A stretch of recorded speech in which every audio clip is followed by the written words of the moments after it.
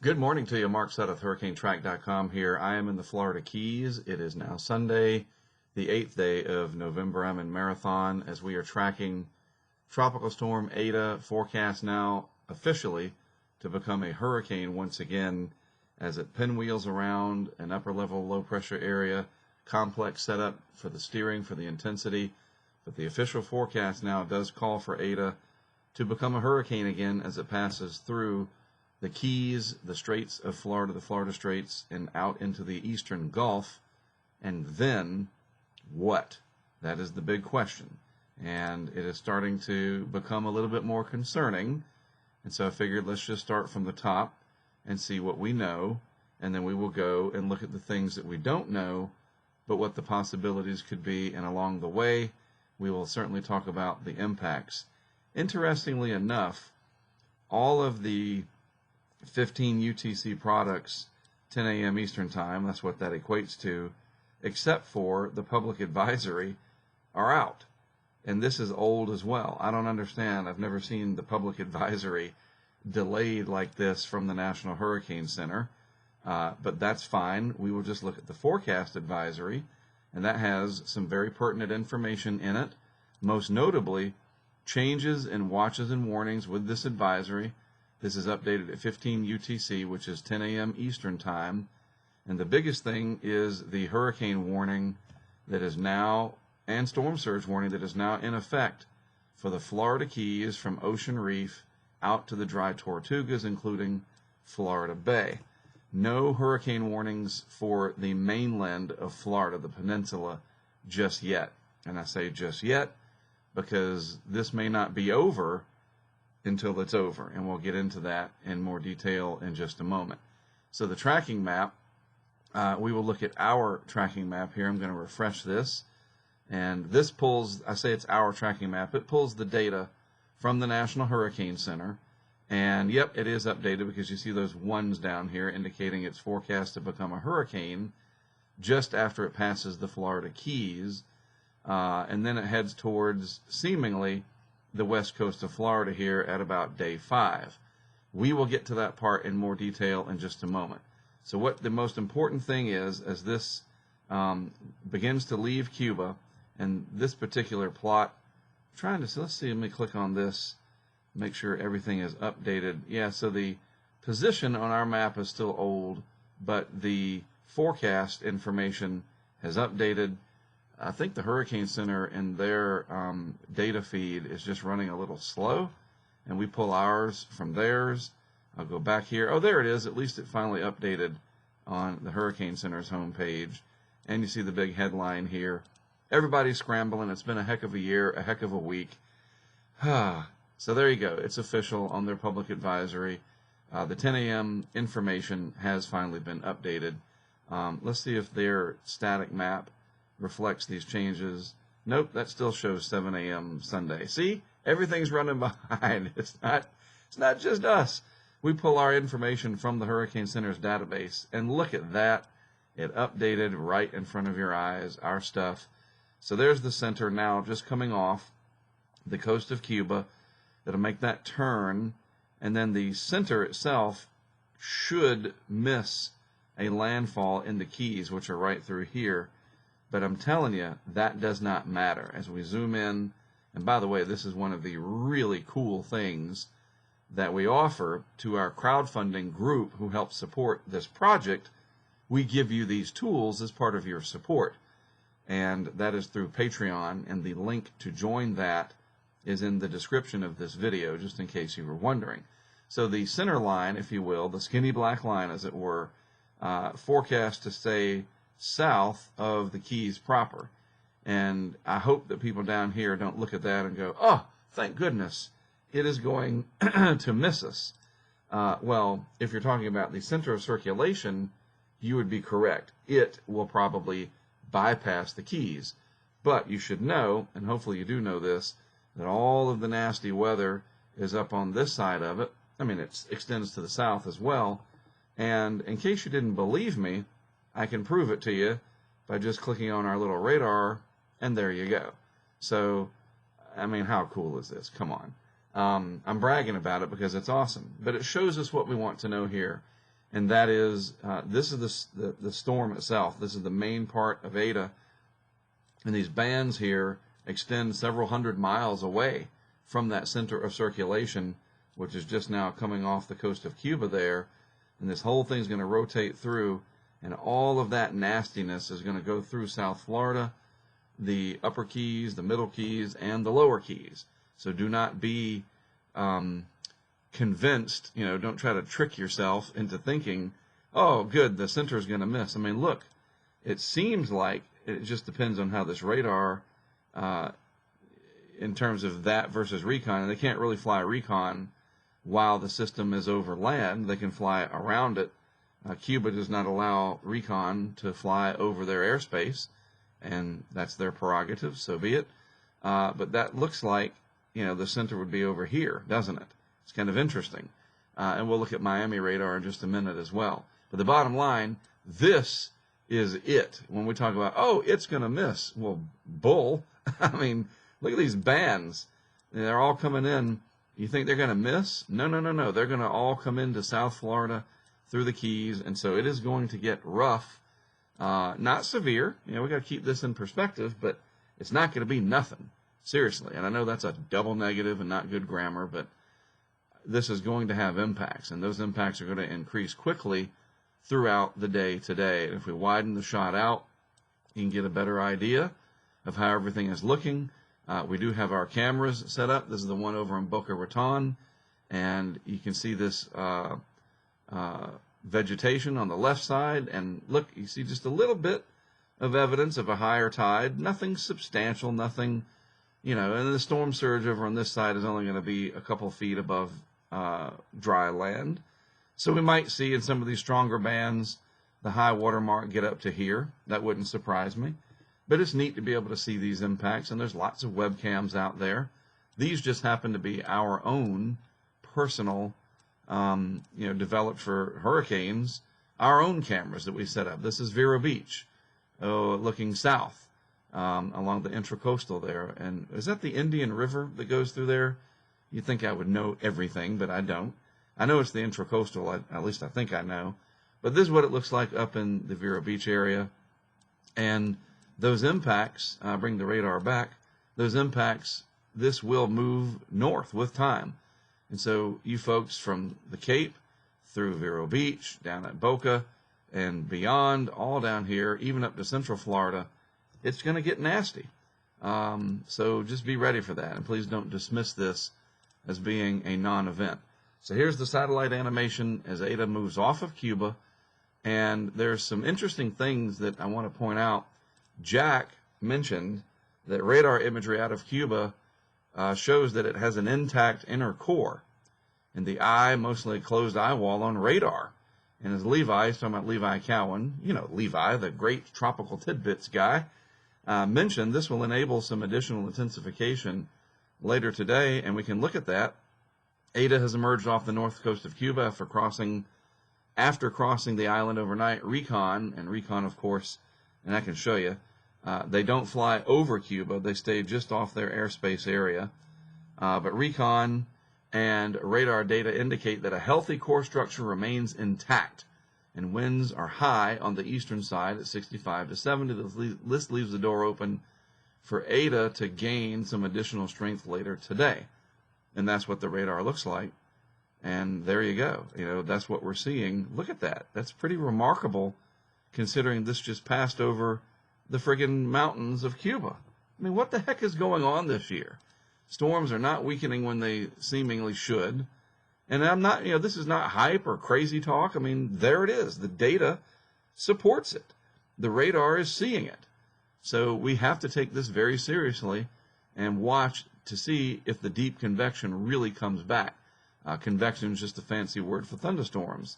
So the center right in here, and let's see as this pivots around and cuts just south of the Keys, how much this blows up with deep thunderstorm activity.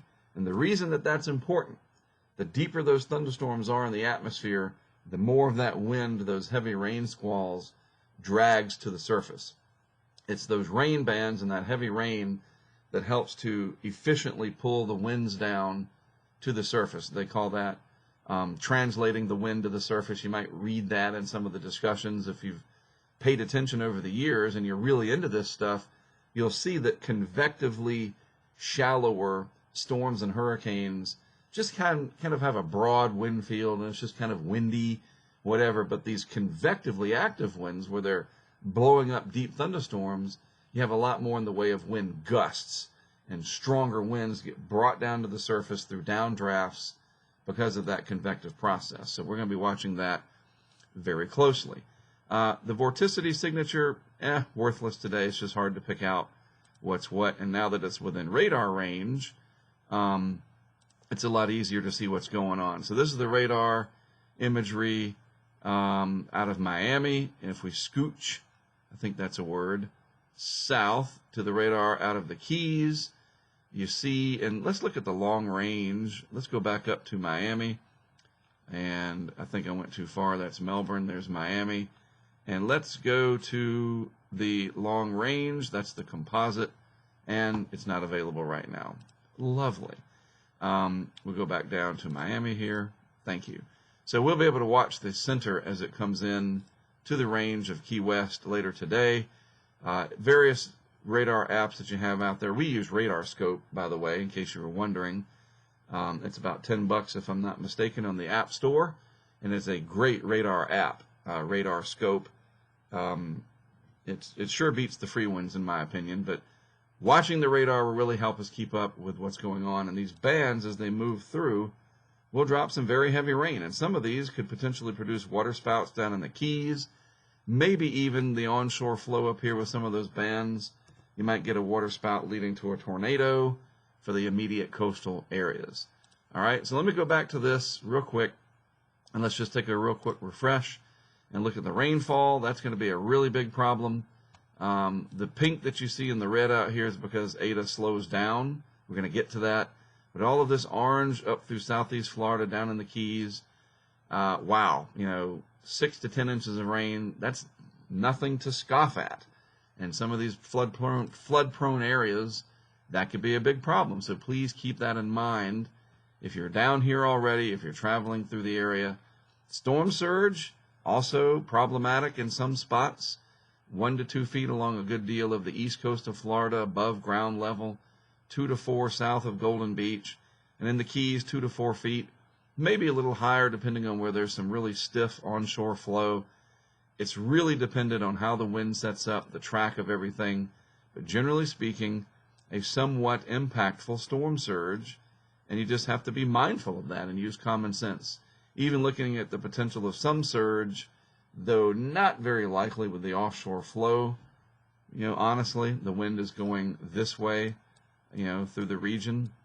So it's hard to build up surge when you have that, but the potential for 2 to 4 feet along the southwest coast of Florida.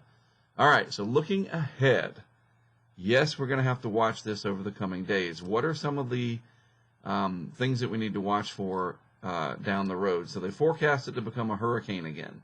Here's the Florida Keys through here, and these little lines you see in these colors, anything basically in this area that I'm outlining south, we'll just circle this area, is still quite warm enough for hurricanes, period. And here's the loop current sitting out here, and you can even see just a little bit in the gradient how that works. And this water is circulating around. That's why it's called the loop current. It actually comes in and goes like that and feeds through this way, ultimately adding to the Gulf Stream, if you didn't know that. Very fascinating part of oceanography and how it couples with meteorology. And what's going to happen, it looks like Eta is going to swing through and then get out over this loop current over here and intensify potentially fairly significantly. The global models are starting to pick up on this, and then it should start to move back towards the Florida coast. But then the big question, huge, does it make it all the way? And I don't know. None of us know. If we go back to the track map, we'll look at the one from the Hurricane Center here with their cone of uncertainty real quick. The big ball, if you will, on this cone, see how large that is right there? Days 4 and 5, that represents uncertainty. When you see a big fat cone like that, that shows you there's a lot of uncertainty with what could happen down the road. And so what we're seeing is the potential for this to become stronger out over the southeast Gulf and then possibly make a turn back towards somewhere along the Florida west coast. Exactly where, exactly how strong, it is very difficult to say at this point in time. Looking at some of the guidance here, this is the 12Z track guidance from Tropical Tidbits, and you can see the overall pattern, the envelope, if you will, and the shape is generally towards Florida, but it's not a guarantee. Some of these models do cross the coast at about days 4, 5, maybe 6. Who knows? A lot of uncertainty overall. Some of them even take it down and just bury it into the Yucatan. We're going to have to watch this. It's not over till it's over, and we say that for these very reasons. And this meteorologist here has a very great, easy to understand tweet from this morning. Yakov saying that the chances of Eta getting picked up by a trough passing through the central and eastern U.S. late this week have increased, with the trough trending a little deeper and weakening the ridge from the Gulf of Mexico to off the southeast U.S. coast. And this neat graphic that he put together demonstrates this, that here's your heights in the atmosphere, here's the ridge and the outlines of everything, and it just looks like the potential for Eta to turn back towards the U.S. is starting to grow as that ridge gets broken down just a little bit more. And he mentions further, notice how the turquoise contour lines from the southern plains to the mid-Atlantic trend southeast with the more updated ECMWF ensemble runs, indicating a trough digging a little further south and east. And that's very, very important. This slightly stronger upper trough passing north of Eta increases the risk that it accelerates north and northeast, making landfall along the west coast of Florida and having significant impacts anywhere from the Big Bend to the Tampa, St. Petersburg, and Fort Myers metro areas this week. And my phone is going off with all kinds of alerts from the Weather Service. Luckily, I had it muted, but it's vibrating like crazy over there. This scenario is shown by almost half of today's COAMPS ensemble members. It's just a different visualization tool to understand what could be happening. And you see a lot of these members do bring it into the Florida coast. So we're going to have to watch this very, very closely, folks. We are. The GFS from 6Z today. Just going to show you a couple more things, then we're done. 6Z run, 850 millibars of the atmosphere. That means we're about 5,000 feet up in the atmosphere. This is my favorite, easiest layer for me to track what's going on. Here is that big fat ridge that has kept Eta kind of squashed down here. That's the signature of Eta right there. So here's the big old ridge right up here, keeping Eta where it's been. But this is the upper level low. It's kind of this large cyclonic steering mechanism down here. We have a low pressure over here in the mid and upper levels, and that is helping to pinwheel Eta around. So this ridge up here keeps it trapped. So Eta can't just head on out to sea. But then you also have this weakness in the atmosphere to the west that'll tug Eta back around. If the upper level low was not here, Eta would probably head on out to the Bahamas more, and then as the ridge builds, it would steer back towards, Vero Beach or something. But we got that upper level low there, and that kind of throws a monkey wrench into things, and it lowers the pressures in the atmosphere here so that Eta gets drawn back in that direction. It's complicated, but that's generally how this works. So this is the initial. Watch what happens with Eta. Swings a little bit more to the north than the Hurricane Center forecast track, but whatever. You see the core there of the vorticity. It goes south, southwest. This is now 36 hours out, Monday afternoon. Gets close to Cuba again. Then it starts to strengthen, and you can see the strengthening. You say, well, Mark, how do you know it's strengthening? Let's just go back, and you see that vorticity signature now, and that's what I really like to pay attention to. Watch how that becomes much more defined, and that's what I look for. It comes through, it's not too impressive there, but then really starts to get defined, dense, height lines in there indicating the lower pressure, and then it edges close enough, but not quite. You know, it almost like it bounces off. See that? We go back, comes right up just south of Tampa, but no dice, no landfall. But my goodness, this would just be, you know, a very, you talking about a nail biter with the election for Florida, and then it finally comes back almost 10 days out. This is just one run of an operational model. We really like to look at the ensembles, and that was what Yakov was talking about. And the ensemble guidance is generally suggesting the potential growing now that Eta comes around and approaches Florida in some manner along the west coast. The Euro, what does it show? Just to, you know, be fair and balanced, if you will.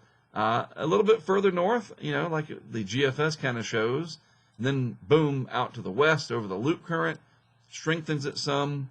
Not quite as impressive a strengthening trend in the Euro. This is 4 days out, 5 days out, and then it just kind of dies away as that trough comes through. And you say, well, what trough? Right there, you can see the little piece of the trough energy right here.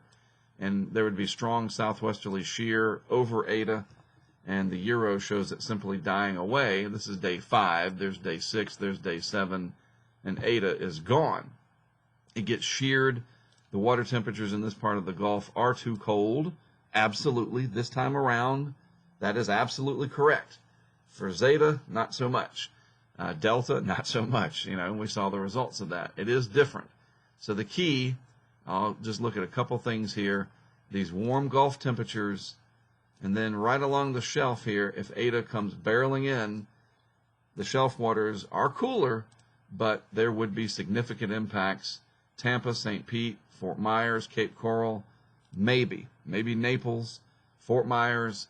We are going to have to watch this extremely carefully. And there's a lot of reasons behind it that go beyond just the obvious. I'll get into that later if we have to. And it mainly has to do with all the people that are down in Florida now, the snowbirds that come down this time of year, that, you know, hurricane season's over in their mind. And this is a stark reminder that, in fact, it is not. I know this was a long video today, but it is a very complicated setup, and I wanted to go over as much as I could and make sure you understand the big picture. So as I sign off here, get ready to sign off, our plans, I'm working with Mike Farrow, my colleague from North Carolina, Brent Lynn, he is one of our supporters, he's one of our patrons, he's one of our most significant patrons. He's got the means and the time to not only invest his hard-earned money, but his time and his efforts and his talents, and he is very good at a lot of different things. He comes from the Virgin Islands. He's helping out, and the three of us are going to go and set up a few cameras down here in the Keys today. We're going to work with a couple of local folks that we have met, Dorothy and her husband. Dorothy works for the chamber down there in Key West, and we're going to work together to set up some cameras. Yeah, more of a novelty, just to kind of see what's going on. Maybe this becomes a hurricane as it goes by. That'll be interesting to watch. And then we will be closer than you guys are probably, monitoring what's going to be happening down the road. That if this is going to potentially make an impact on the Florida West Coast, we got to get all our camera systems back from Vero, from Boca, the ones we set up down here, and get everything potentially ready for a West Coast event that could be the grand finale of the 2020 hurricane season, and in a very negative way. There is a little bit of a chance here that we're seeing, it's non-zero, that a significant impact event with Eta shapes up for the west coast of Florida. I'm just being straight up with you. It's a small chance right now, but big things always start from something small. Don't want to worry you, I'm just being straight up. We have to watch this, you know, very closely. All right, so let me get this done and put online, and then we'll be out in the vehicle doing our thing, and I hope you can follow along. We're going to be streaming live on YouTube, and then, of course, for our Patreon supporters on HurricaneTrack Insider, you have access to all the cameras and all the other stuff that we provide, all right? Hey, have a good rest of your Sunday. I wish I had better news for you, but it is hurricane season still. That's why it is 6 months long, at least on the calendar. It's not over till it's over. From the Florida Keys, it is gorgeous down here, at least it's daytime now. I am Mark Sudduth. As always, thanks for tuning in and listening to me. I will have more for you this evening from Key West.